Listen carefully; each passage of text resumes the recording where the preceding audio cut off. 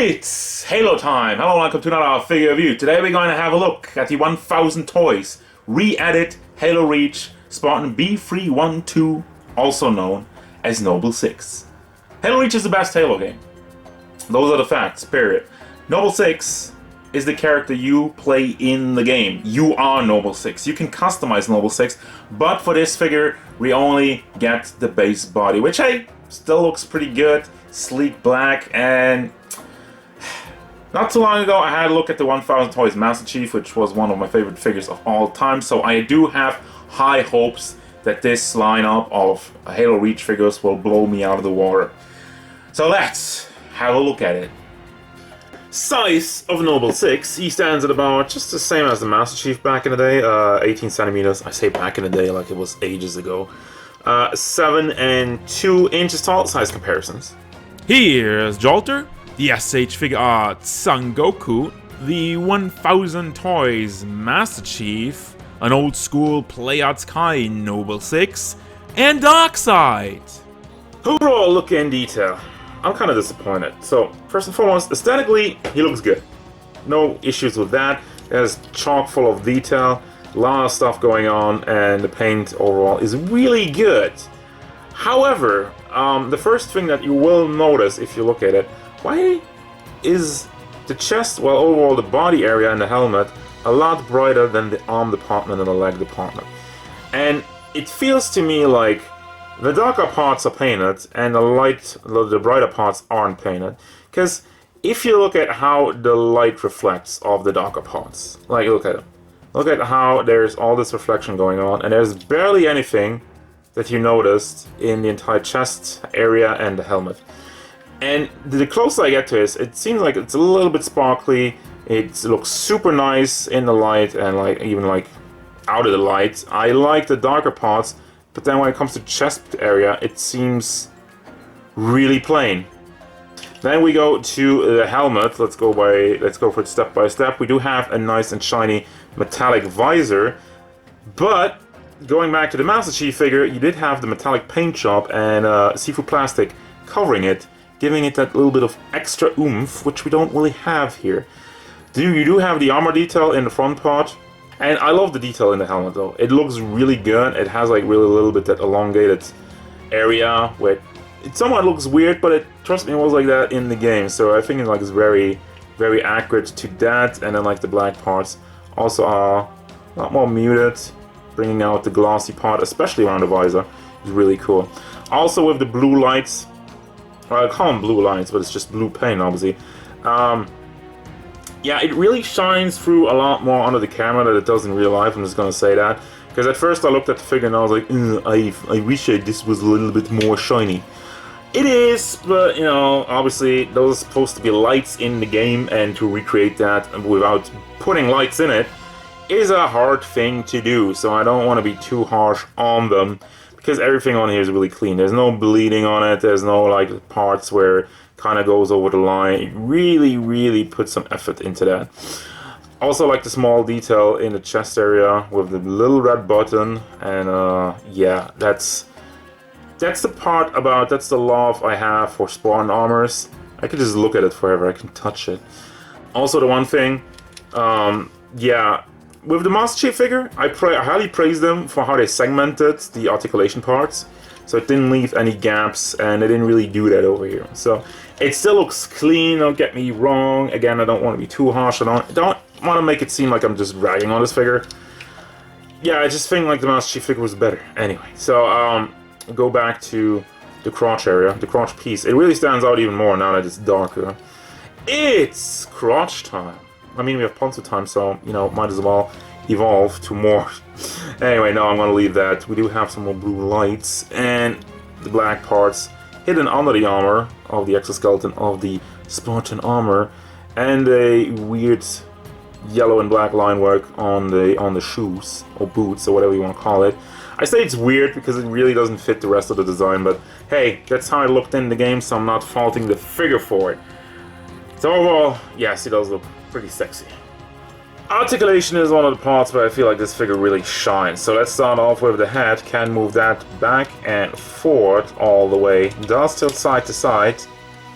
Did this pop off again? Okay, nozzle side to side. Shoulders like to pop off, but it doesn't break off. And does rotate all the way around.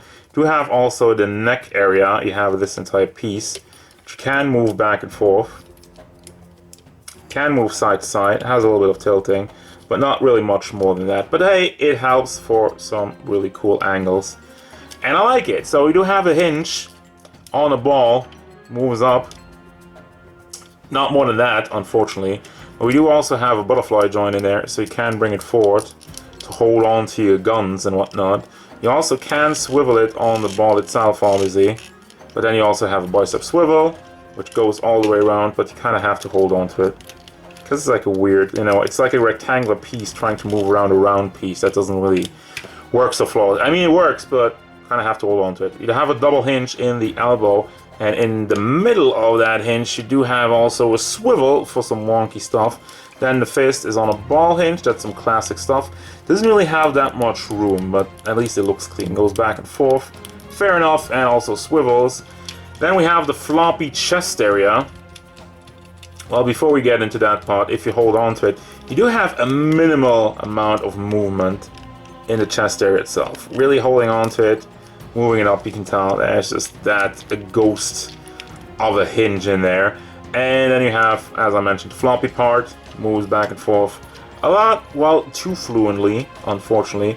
None of these pods really swivel. You do have the same thing, just no. You can move it, but it doesn't really do anything. For that, we have the lower half over here, first and foremost. We do have some hinge action. Leaves a little bit of a gap on the side, but I think this is nice that they added this articulation. It looks very clean.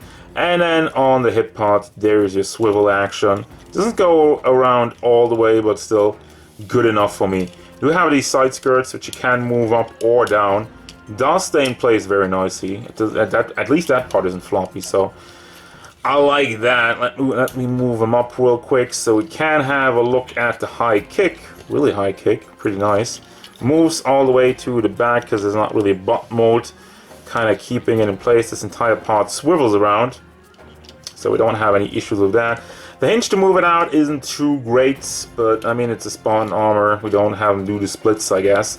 Then you also do have a little bit of rotation, like a swivel arm there. Have a double hinged knees. Doesn't have any swivel in there, but don't really need it. And finally, the foot is on, I thought a ball hinge, but you do have like a double hinge area. Like the top part seems to be packed in, and you have a hinge in there, and then you have like a lower hinge in the lower area. Nice and stable, actually. I've had some issues with other figures, but you do hold the pose with that. Beautiful pivot, bring that side to side. And again, it really takes some playing around with this, like with the shifting area you have with that. You have also a toe hinge, which is blocked by this part, and it's making some weird noises. Don't you dare break off. Is this? Yeah, also there's a tiny bit of movement in there. So it does help somewhat to move the toe hinge forward. I also think the toe hinge is die cast because you can tell it has a different color altogether, and it's a little heavier. It's a lot less plasticky, so we do have a little bit of added stability. Would have been nice if they made the entire foot die cast, but you know, beggars can't be choosers, I guess.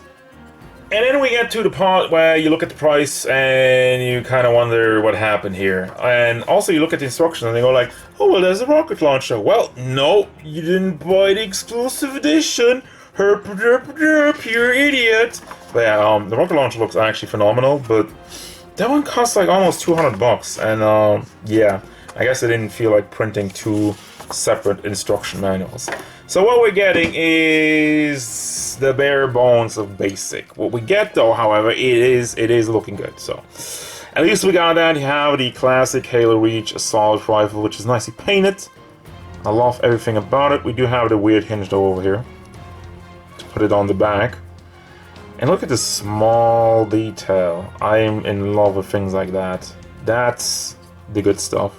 Can you take this off? No. Okay. But overall, yeah, great looking piece. And then you have hands. We do have the regular holding hands. And then there's like grenade holding hands, even though he doesn't come with grenades. Well, wait. This grenade or more like, probably more for like an energy sword, but again, he doesn't come with any of those. Then we have trigger fingers, which is classic for every kind of gun-wielding character. And then we also have like these kind of open hands. And that's it.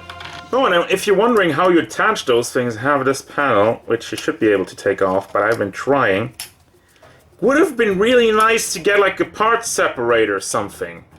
Like this part should open up, while we do have the ones on the side over here for a pistol or like a grenade, which he doesn't have, once again. But it's cool that it's covered up like that. Boom, there you go. Can't open the other one, but take my word for it, right? Final thoughts! You know, I complain a lot about this figure. That's only because I care, man. I love haloreach. But seriously, this figure just isn't as good as the 1000 Toys Master Chief, unfortunately. Does that make it a bad figure? No, I don't think so. The color difference is the one thing that bothers me the most. Articulation works well, has like one wobbly part in the torso area. Then the accessories actually are a bit bare bones, especially considering the price point. So what does that mean overall? What is there on the figure looks good. The paint on there looks great. The little detail on it is beautifully crafted. And he moves around very well. So those are the important parts. Is it expensive? Yes, absolutely. I'm not gonna be like, oh, it's a good deal. No, you're gonna pay the big bucks if you wanna have a nice and haloreach figure collection, which they're gonna do all of them. You know, you got Carter and June and Emma. I think the only one who's not up for pre-order is Cat so far. And yes, I do have them all on pre-order. Even though I'm a little bit disappointed with this one, I think it's still a good figure, and I'm happy with it. So I will recommend it if you're a haloreach fan. For everybody else, again, the price point is an issue. But that's gonna do it, guys. As usual, thank you very much for watching. And don't forget, if you enjoyed this review, hit it up with a like, and subscribe to the channel so you can stay tuned for more figure reviews, card game stuff, and whatever Noble 6 wants.